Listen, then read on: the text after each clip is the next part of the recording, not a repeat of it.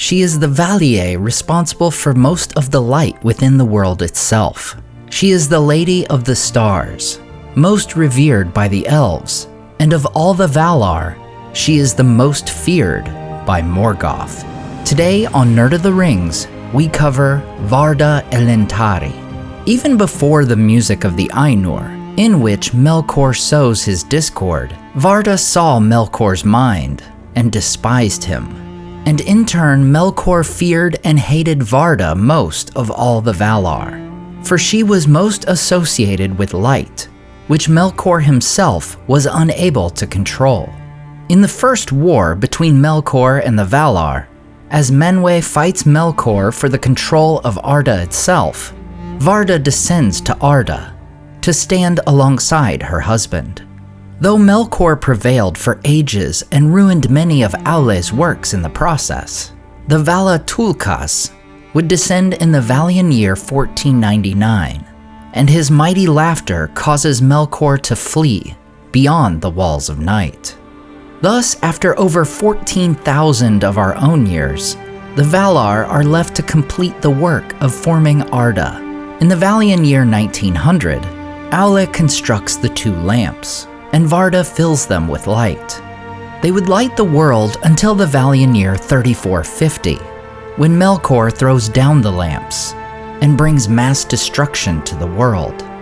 As the Valar withdraw to the lands of Aman, Varda resides with manwe in Ilmarin, upon the summit of Taniquetil, the highest peak in all the world. With manwe by her side, Varda hears all voices that cry from east to west, from the hills and valleys, and from the dark places that Melkor had made upon the earth. With Valinor now lit by the light of the two trees, Varda keeps great wells beneath them, which catch the dew that falls from Lorelin and Telperion. Eventually, the day would come when the Valar could feel the awakening of the elves was drawing near. Mandos, the doomsman of the Valar, foretells that the elves would first see the stars, and that they would always look to Varda in reverence. Then Varda looked out from the height of Taniquetil, and beheld the darkness of Middle-earth beneath the innumerable stars, faint and far. Then she began a great labor, greatest of all the works of the Valar since their coming to Arda. She took the silver dews from the vats of Telperion, and there within she made new stars, and brighter against the coming of the firstborn.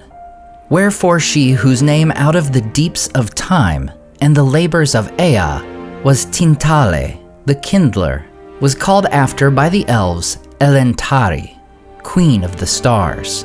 Carnil and Luinil, Nenar and Lumbar, Alcarinque and Elemire she wrought in that time, and many other of the ancient stars she gathered together, and set as signs in the heavens of Arda, Wilwarin, Telumendil, Soronume, and Anarima, and Menemakar, with his shining belt, that forebodes the last battle that shall be at the end of days. And high in the north, as a challenge to Melkor, she set the crown of 7 mighty stars to swing, Vala Sirka, the sickle of the Valar, and sign of doom. These stars and constellations, new and brighter than any before, were made by Varda for the elves, and the Vala Sirka as a challenge to Morgoth. While we don't know for certain if they are indeed the same, many have noticed that the Vala Sirka contains the same number of stars that Durin the First sees above the Mirrormere, which are also described as a crown and lead him to found Khazad-dûm. While we are unsure of Durin's constellation, we know instances where both Baggins' heroes would see the sickle of the Valar. In 2941, while Bilbo Baggins is on the quest of Erebor, he sees the Vala Sirka twinkling in the northern sky, above the entry of the river running to the Long Lake. Decades later, when Frodo is in Bree on September 29, 3018, he looks out the window of his room and sees the constellation bright above the shoulder of Bree Hill. Varda would later hallow the Silmarils of Feanor. While the elven smith created them, it was Varda who made them so that no creature of evil could handle them without being burned. Later yet, when Melkor and Ungoliant destroy the two trees, the great spider also drinks dry the wells of Varda, and the world is truly plunged into darkness. Thus Varda sets to the work of bringing light once again to Arda. She takes the last flower of Telperion and the last fruit of Laurelin and places them within vessels created by Aule, and she gives to these vessels such power that they outshone the ancient stars. And these vessels, the sun and the moon, are placed in the sky. Initially, Varda aims to keep both the sun and moon in the sky together at all times. But the Valar Irmo and Este tell her she will deprive the world of night, the stars, and a period for rest and sleep. Thus, Varda alters the course of the sun so that it will spend time hidden, allowing her greatest work to be seen once more. After the War of Wrath at the end of the First Age, it is Varda who places Elrond's father, Eärendil the Mariner, into the sky as a star. Even into the Third Age, the elves would revere Varda above all other Valar. Gildor and his company of elves sing a hymn to her when the hobbits meet them in the forest. Snow white, O lady clear, O queen beyond the western seas, O light to us that wander here, amid the world of woven trees. Gilthoniel, O Elbereth, clear are thy eyes and bright thy breath. Snow white, we sing to thee, in a far land beyond the sea. O stars that in the sunless year, with shining hand by her were sown, in windy fields now bright and clear, we see your silver blossom blown. O Elbereth Gilthoniel, we still remember, we who dwell in this far land beneath the trees, thy starlight on the western seas. In Rivendell, they have a poem dedicated to the Queen of the Stars. A Elbereth Gilthoniel, Silivren Penna Miriel, O Menel Aglar Elenath, Na Kered Palandiriel, O Galadhremin Enorath, Fanuilos Le Linethon, Nef Eer, Si Nef Earan. Not only is the name of Elbereth revered, but it is also one of power. Her name Varda means exalted or lofty. Her titles of Elentári and Elbereth simply translate to queen, while Gilthoniel means star-kindler. As we've seen in previous songs, the elves also refer to her as Snow White or Everwhite, the translation of the elven word Fanuilos. One instance where her name is invoked is when the Nazgul attack on Weathertop. Frodo yells, O Elbereth Gilthoniel, before striking at the feet of the Ringwraiths.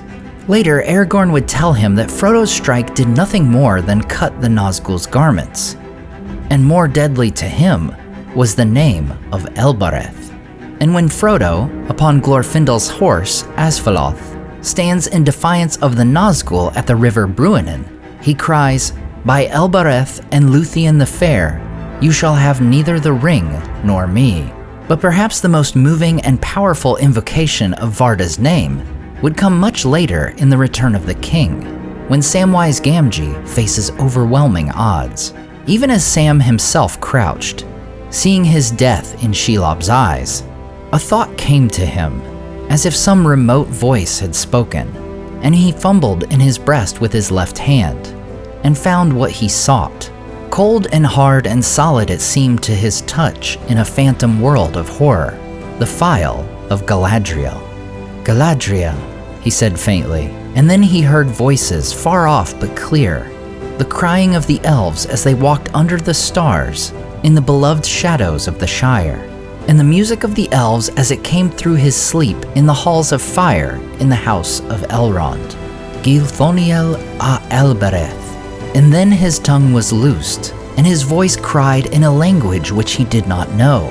A Elbereth Gilthoniel, O Menel Palandiriel, Le Nalan si Dinungurthos, A Tironin Fanuelos. And with that he staggered to his feet, and was Samwise the Hobbit, Hamfast's son, again. Varda is remembered as one who rejoiced in the light, too beautiful for words. Her face radiates with the light of Iluvatar. The elves, and in some cases hobbits, would call upon her in their hours of deepest darkness. And as we have seen, the Queen of Stars would both hear and answer their prayers. As always, I want to say a huge thank you to my Patreon supporters who make this channel possible. Tom de Bombadil 19, Listen Me the Cinda, Kella Brimbor, The Mighty Mim, Team Weasel, Rabbi Rob Thomas, Charles Leisure, Toby Mob's Music, CCDC Red Team, Nerd Sidgeman Anytimer, Pelkey Sports Cards, Mookie the Brown, Christopher Carbaugh, Joe Tepper, Sky Carcass, Slide Belts, Dane Ragnarsson, Salim Rahman, Zetrock, Berto Berg, Grand Strategy Nerd, Graham Derricott, The Dark-Haired One, Wyland, Michael Wu, and Debbie. If you enjoyed the artwork in this video, check out the artists in the description and purchase prints of their great work for yourself. Thanks so much for watching and subscribing, and we'll see you next time on Nerd of the Rings.